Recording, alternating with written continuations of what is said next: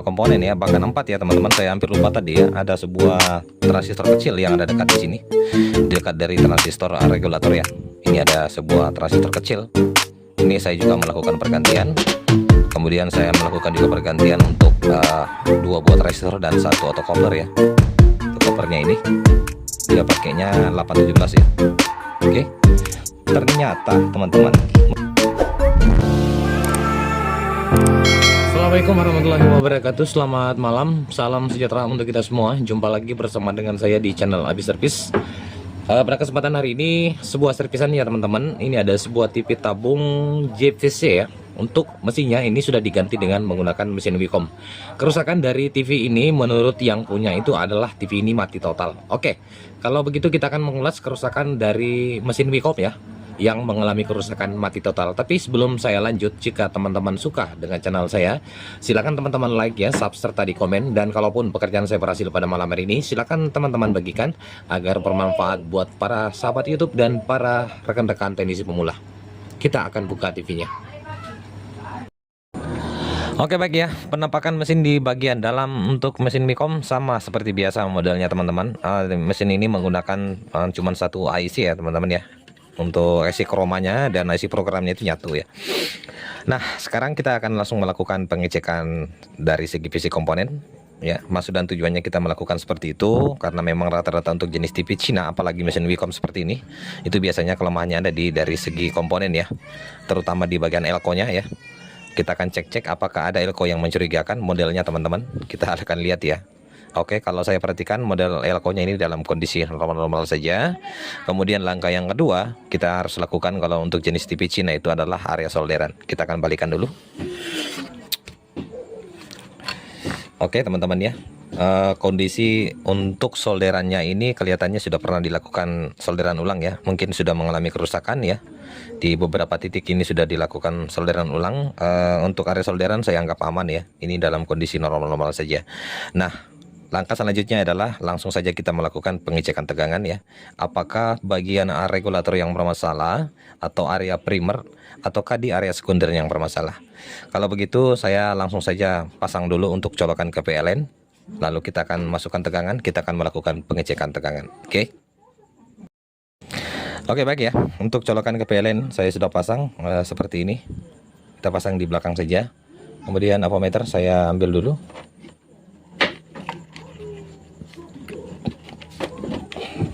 Apakah bisa kelihatan nilainya? Sebentar ya, saya nyalakan dulu.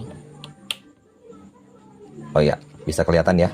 Untuk groundnya saya ambil di tabungnya. Bentar. Oke, sudah. Nah, sekarang kita langsung melakukan pengecekan tegangan untuk mengetahui kerusakannya. Apakah kerusakannya ada di area blok primer ataukah di area blok sekunder. Saya coba nyalakan dulu ya. Bentar. Oke, langsung kita melakukan pengecekan tegangan wajib di elko bablasnya ya. Di elko bablasnya di sini teman-teman ya. Teman-teman dari pemula perhatikan, di sini ada sebuah trafo switching, kemudian di sini ada sebuah dioda ya. Kemudian disearahkan oleh sebuah dioda dan kemudian difilter oleh elko ya. Nah, sekarang kita akan cek di flashnya elko bablas ya di sini ya. Oke. Perhatikan di avometer saya tegangannya ada berapa keluarannya. Saya colokan. Apakah tegangan ada keluar? Oke, ternyata tegangannya cuma segitu teman-teman. Tegangan 14 volt saja, otomatis pasti TV ini mengalami kerusakan mati total ya. Coba kita cek tegangan yang lain untuk vertikal, cuma terukur 3 volt. Untuk ke IC Wicom cuma 0,9 dan ke IC suara atau audionya 1,4 ya. Oke, saya cabut ya. Untuk tegangan bablasnya itu untuk rata-rata TV mesin Wicom seperti ini biasanya dia mengeluarkan tegangan 110 sampai 115 ya, tapi ini dia cuma terukur 14 volt dan semua tegangan di area sekundernya itu bermasalah teman-teman. Jadi saya bisa katakan mesin TV Cina Wicom ini mengalami kerusakan, semua tegangan drop di area sekunder. Oke, kalau begitu teman-teman kita langsung saja melakukan pengecekan ya. Untuk langkah yang pertama saya akan memisahkan dulu blok untuk area regulator dan ke area ini teman-teman ya. untuk kita mengeceknya ke area playback ya. Nah, kalau begitu saya akan putuskan dulu beban yang dari trafo switching ini, keluaran dari trafo switching ini yang mengarah ke playback, karena biasanya mempengaruhi kerusakan untuk jenis TV Wacom atau jenis TV-TV tabung lainnya itu yang mengalami kerusakan tegangan drop, itu biasanya ada area playback yang bermasalah ataupun di area transistor horizontalnya. Kalau begitu kita akan lepas dulu, kita akan pisah ya untuk memudahkan pekerjaan, untuk kita bisa mendeteksi nanti kerusakannya apakah terjadi kerusakan di area playback ataukah di area transistor horizontal ataukah di area PSU atau area power supply-nya. Kalau begitu saya akan lepas beban dulu. Di sini ada sebuah resistor teman-teman yang menjumper, kemudian diputar lagi sebuah elko dan masuk ke area playback. Ini kita akan lepas dulu resistornya ya untuk melepas beban. Bentar.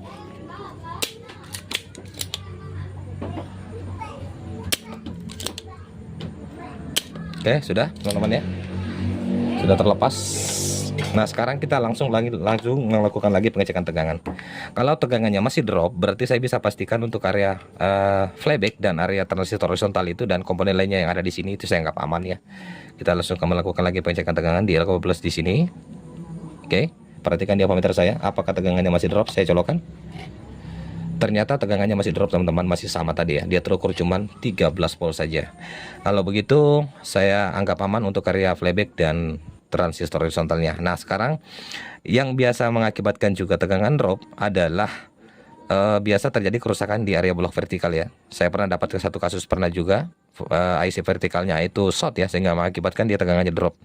Nanti kita akan lihat dulu, saya akan cek dulu dengan menggunakan ammeter. Kita ke skala dioda saja teman-teman ya. Walaupun ada yang short pasti kita akan tahu ya. Kita coba cek di sini aja teman-teman, di elko vertikal ya. Oke, tidak ada nilai ya.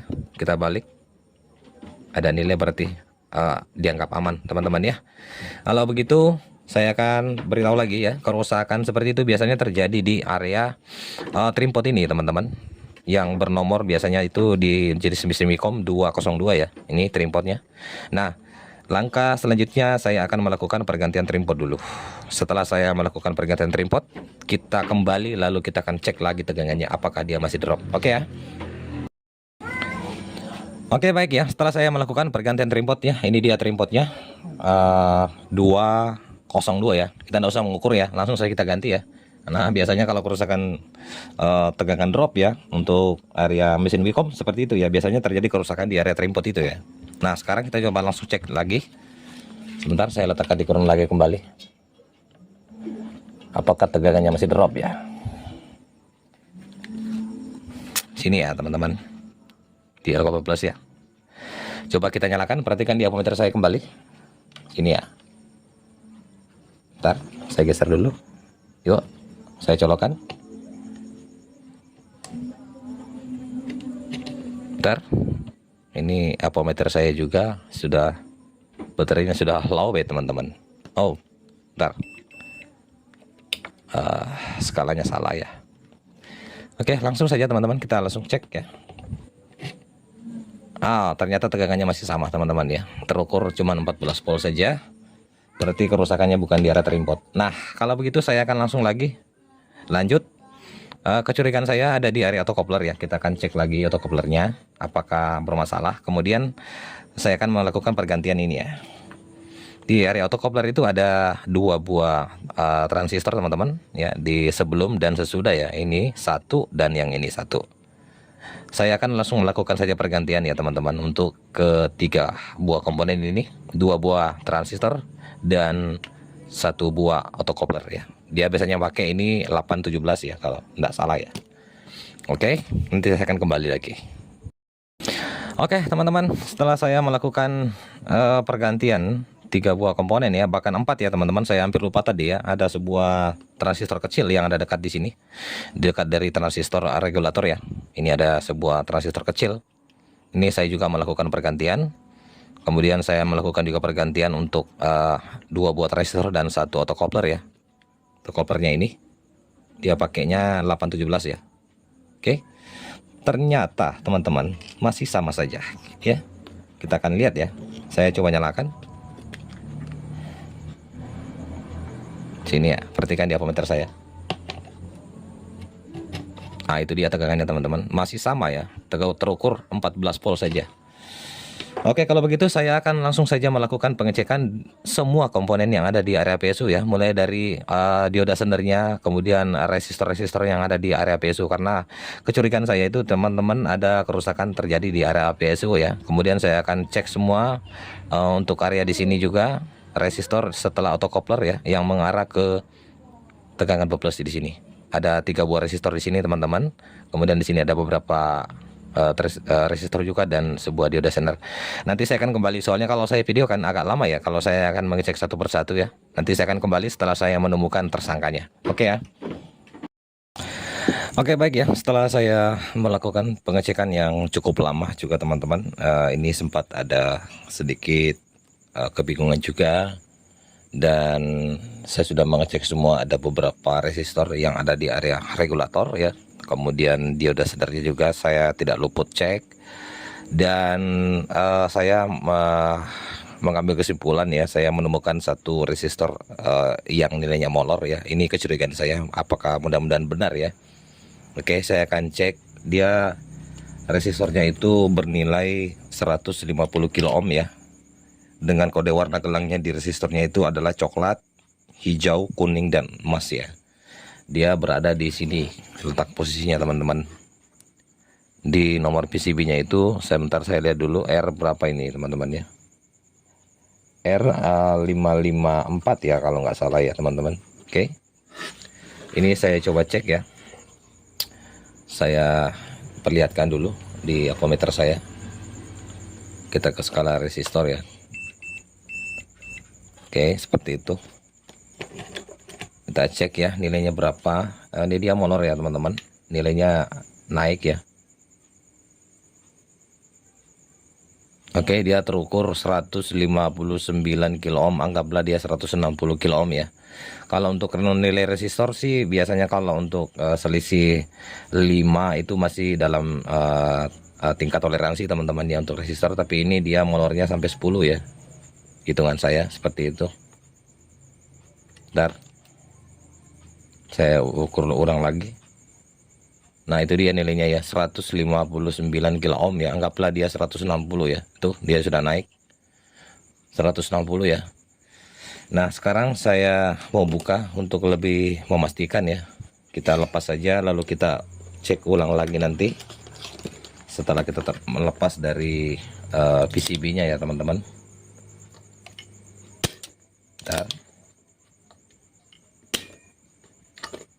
Oke, sudah terlepas ya.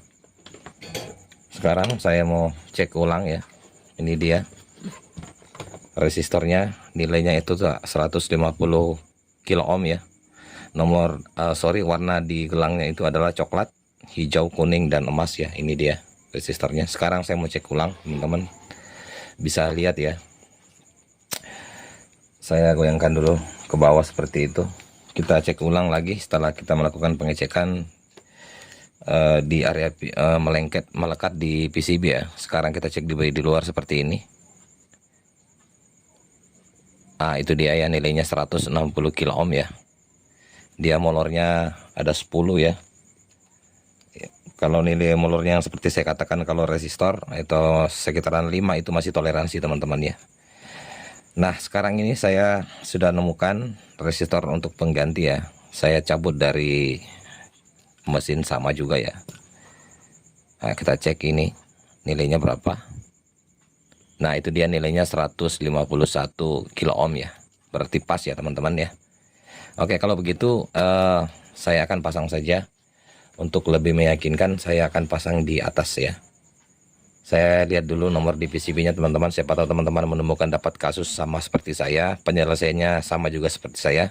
Bisa teman-teman ambil alternatif lain, mencurigai resistor yang di sini ya.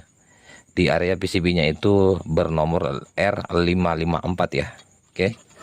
Dia jalurnya itu terhubung langsung ke katoda dari plus ya. Ini dia jalurnya. Kalau bisa saya perlihatkan. Resistornya ada di sini ya. Dari transistor kecil dekat autocoupler ya. Kemudian dia naik ke sini. Lalu dia terus ke sini dan terhubung ke katoda dari dioda plus. Oke. Sekarang kita coba pasang saja teman-teman. Saya akan pasang di luar ya. Saya geser dulu seperti ini supaya lebih jelas lagi. Kita langsung melakukan saja pengecekan tegangannya setelah kita memasang resistornya yang kita cabut tadi. Saya pasang di luar saja resistor penggantinya ya teman-teman. Pasang seperti ini. Nanti kita pindahkan ya pada saat TV ini sudah normal ya tegangannya. Kita akan lihat hasilnya apakah TV ini mau nyala ya. Oke, sudah saya pasang teman-teman. Ini resistor pengganti ya, saya simpan aja di sebelah sini. Nah, sekarang kita langsung melakukan pengecekan tegangan. Untuk apometer saya kembali letakkan di kolom tabungnya, warna hitamnya. Seperti itu. Kita alihkan ke tegangan DC kembali. Sekarang kita coba lakukan pengecekan tegangan. Ini resistor yang terhubung ke flyback belum saya pasang teman-teman ya. Nanti kita pasang apabila tegangan B+-nya itu sudah normal ya. Kita mau pastikan dulu tegangannya apakah sudah normal keluarannya. Sekarang saya colokkan teman-teman probe merah di Elcoba Plus di sini. Perhatikan di apometer saya. Nah, itu tegangannya sudah naik teman-teman. Jadi 115 ya. Kita cek tegangan vertikal di sini. Dia terukur 23 volt normal. Tegangan ke IC Micom-nya di sini terukur 9 volt normal ya teman-teman. Kemudian tegangan ke IC audio atau suara dia terukur 12 volt ya. Oke, tegangan B+-nya itu terukur 114. Nah, sekarang sisa saya mau pindahkan resistor ini, atau kita langsung saja pasang resistornya teman-teman. Kita akan lihat apakah TV ini mau nyala ya. Kita pasang kembali ya.